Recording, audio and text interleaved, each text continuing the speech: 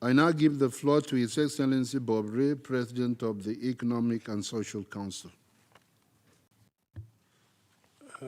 Mr. President, Excellencies, distinguished delegates, and dear friends. We meet at an important time when we can see violence and conflict around the world, creating an enormous challenge for women and children and men who are affected by this extraordinary outburst of conflict which we're seeing in so many parts of the globe. The President and I have been talking about ways in which we can create a more dynamic discussion, including the General Assembly and ECOSOC. Later this week, we're going to be meeting with the President of the Security Council. I'm told this is the first time that the three presidents have met, which strikes me as odd that we would not have met, but now we're meeting. And it's a great pleasure for me to be part of this discussion. We all know that the 2030 agenda has in fact called in item number 16.4, calling for a significant reduction of illicit financial flows as well as the illicit flows of arms. And the whole issue of small arms and light weapons has in a sense taken a bit of a back seat to the more dramatic disarmament discussions which have dominated the world of the United Nations since Nagasaki and Hiroshima in 1945. But we need to understand the incredible damage that has been done and is being done every day by the weapons that are being manufactured, sold, exported, cross borders, and that are contributing to this world of conflict which we're living in. I think the President has pointed out very effectively the link between security and development. You don't need to be a graduate of a philosophical study to understand something very simple, which is that unless there is security, there will be no investment. If there is security and investment, there will be no development. It's that simple. Conflict is the enemy of development. And those who profit from the export of weaponry are actually contributing to the poverty and hardship of the world. In the case of Haiti, for example, armed gangs have expanded operations and territory to the point now where it is estimated that close to 90% of the capital city of Port-au-Prince is under the control of organized gangs. Those gangs are being financed by somebody, and those gangs are wreaking havoc, taking lives, and preventing Haiti from being able to develop. We also know that the weaponry which is now available for gangs and other agents of civil society is in fact becoming far more sophisticated.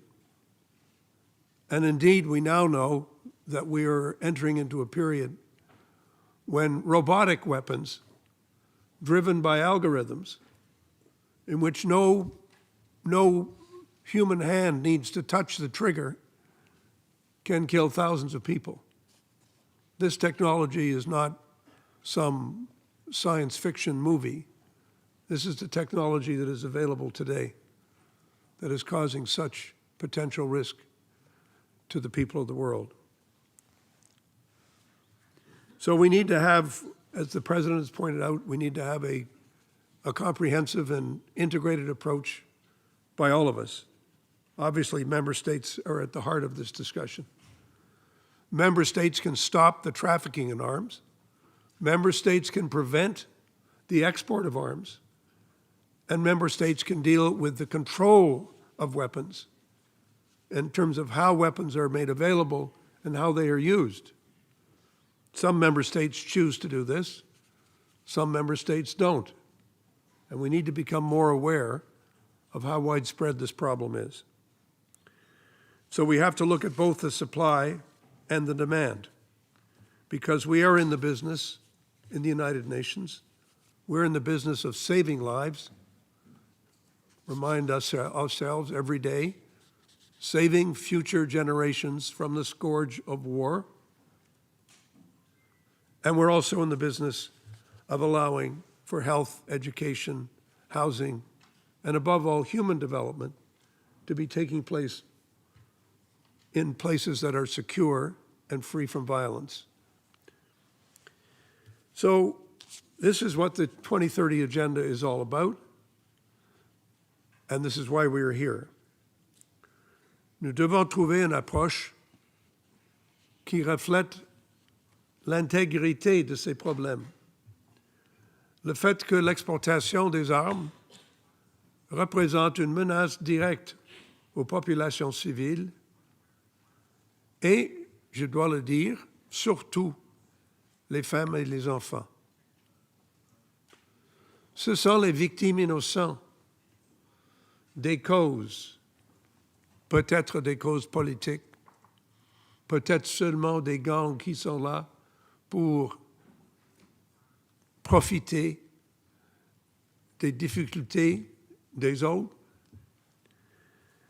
Et c'est pourquoi l'approche que nous prenons doit respecter la question du genre, doit être inclusif et doit être, disons, intersectionnel, dans le sens que ça doit représenter une compréhension des risques des populations les plus marginalisées qui existent dans le monde.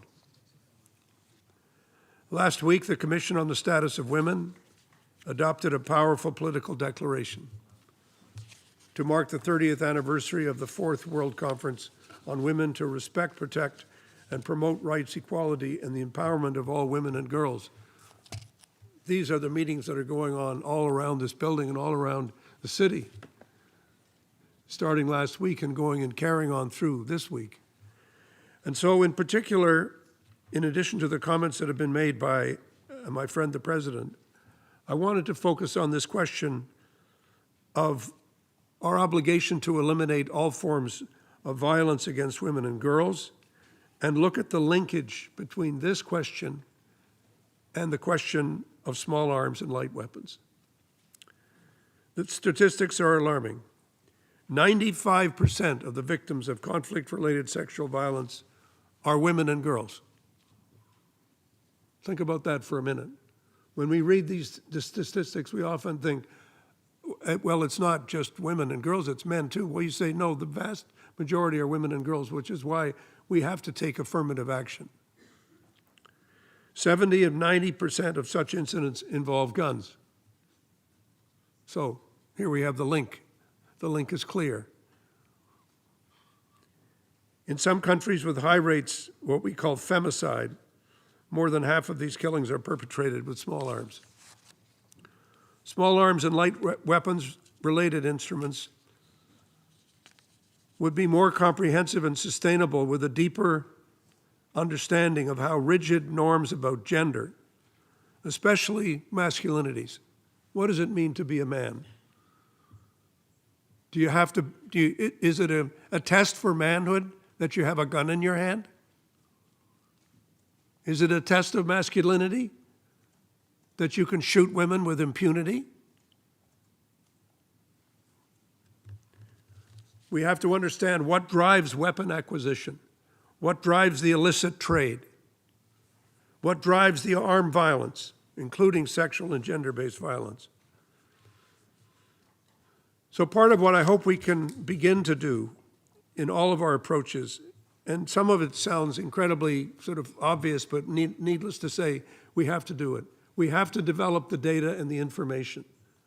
We have to have the data that is actually disaggregated so that we understand what's happening to men, what's happening to women, what's happening to children, and why is it happening in this way.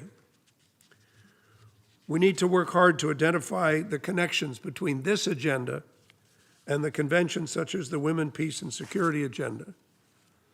And this means, of course, that we have to encourage the active participation of women in the process of discussing peace and making peace happen. And this has to be a central approach of this body as we discuss this question. When you have this number of women and children being killed, it's also fair to say nothing about them without them. Nous devons écouter les voix des femmes. Nous devons donner les femmes l'opportunité de participer activement dans toutes ces discussions. Et nous devons aussi écouter les jeunes, parce que c'est les jeunes qui sont impliqués dans les activités des gangs. C'est pourquoi c'est nécessaire de faire. Les femmes ne sont pas seulement les victimes, nous devons assurer qu'ils sont les participants dans toutes nos discussions.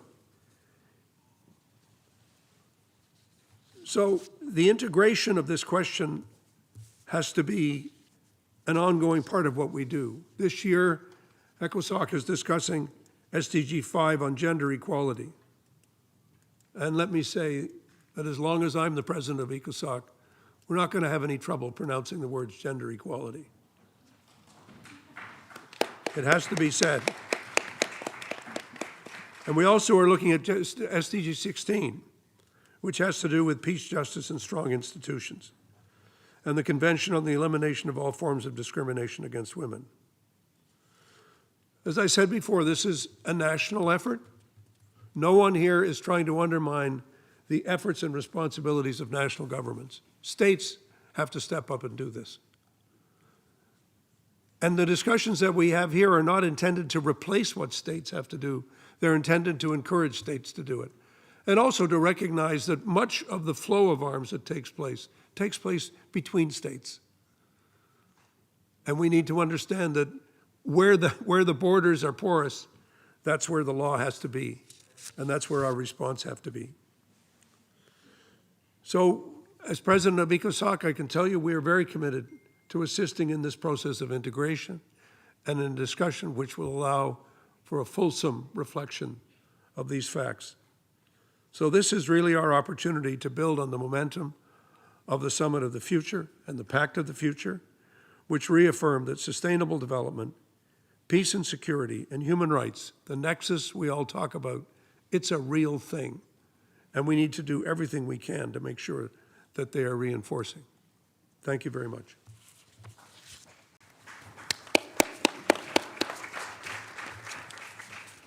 I thank the President of the Economic and Social Council.